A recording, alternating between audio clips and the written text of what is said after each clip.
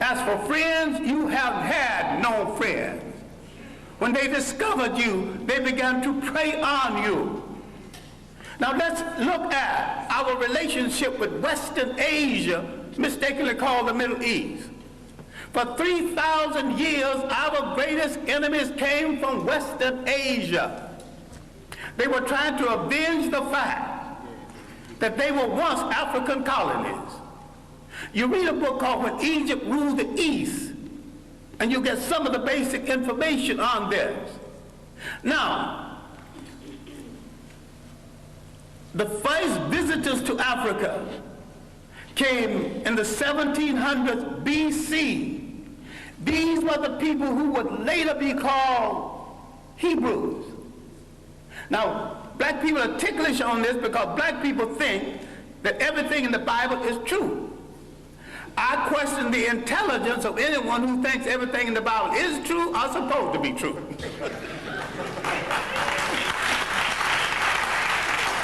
It's allegory, stories told to illustrate a point at a time when there were very few people reading books. And most of what went into the making of the Bible was copied from Egyptian texts. Now, if you want to get so dewy-eyed over the Bible, which is a carbon copy of a carbon copy, why don't you go back and read the original Egyptian text?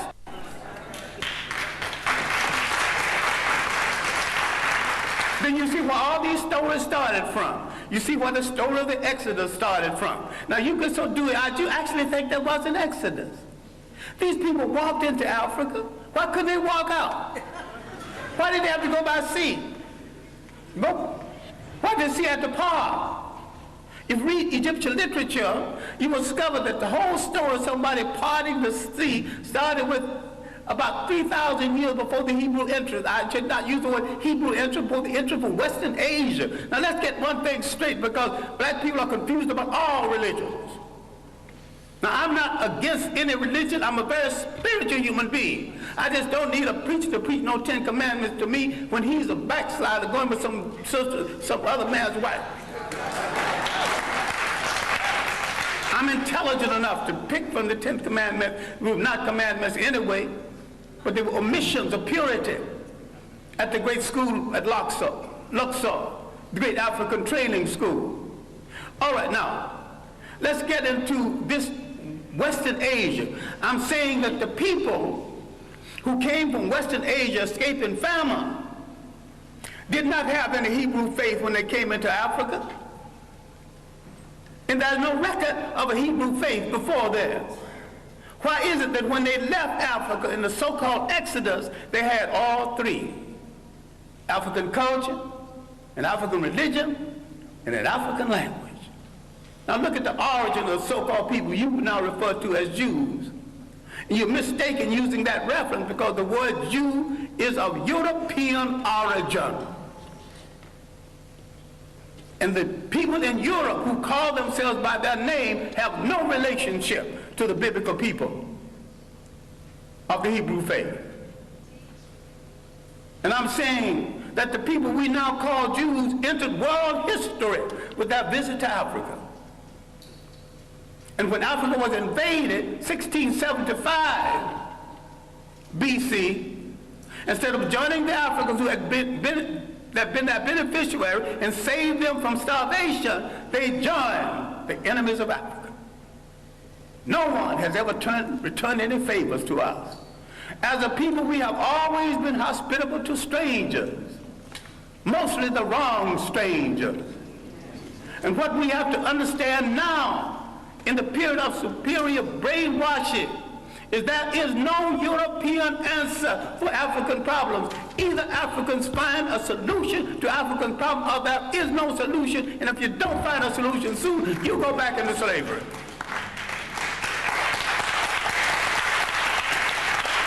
We have to stop all of this nonsense about who belongs to what religion when all of them were imposed on us in the first place. We stop all this fight between Muslims and Christians when neither one of the religions are doing them any good or moving them toward independence. All of them are handmaidens of conquerors. All of them are religions of conquerors. We were naive when we accepted their interpretation of something that we had all along. I'm saying we need to take a good look at ourselves. I'm not talking about burning churches. I'm not talking about getting rid of religions. Understand me well. I am saying that every single thing that touches your life, religious, socially, and politically, must be an instrument of your liberation, or you must throw it into the ash can of history.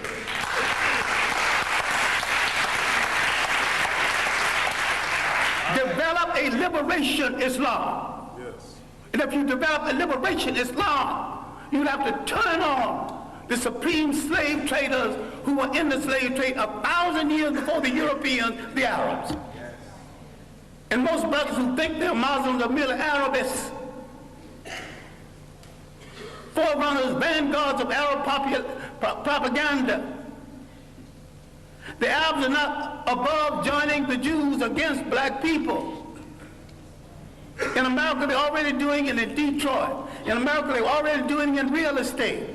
You got some dewy-eyed thing that you got a friend. I still ask you to look at that mirror.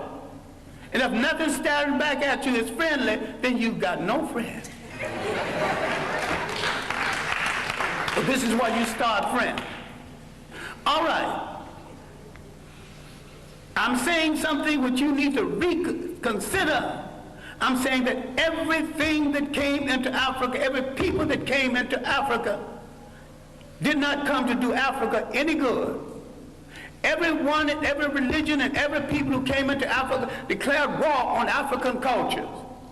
They began the bastardization of African people, created confused mulatto who didn't know whether he to be loyal to his mother's people or his father's people.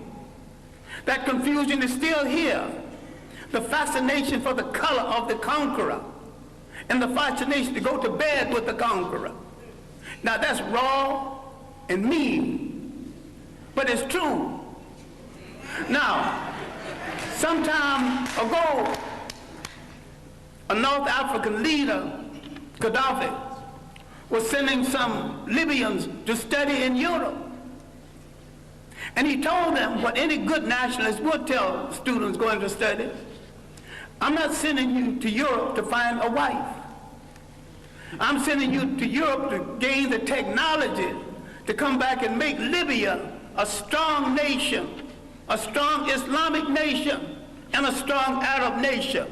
And you cannot achieve any of this between the legs of a European woman.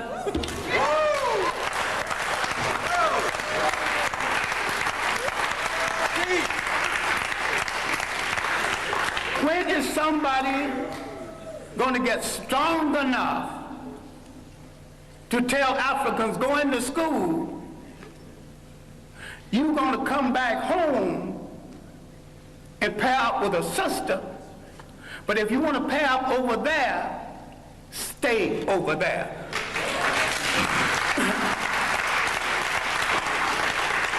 Now, the one thing we have to look at, and I'm sorry, I'm going to have to conclude on this because I've left out a body of information. At the university, I teach an entire course, semester course, on Africa's relationship to other people. And I devote several semesters to Africa before Europe, the consequences of the coming of the Greeks, who stole a lot that they think is their culture, stole a lot that you think is Greek philosophy.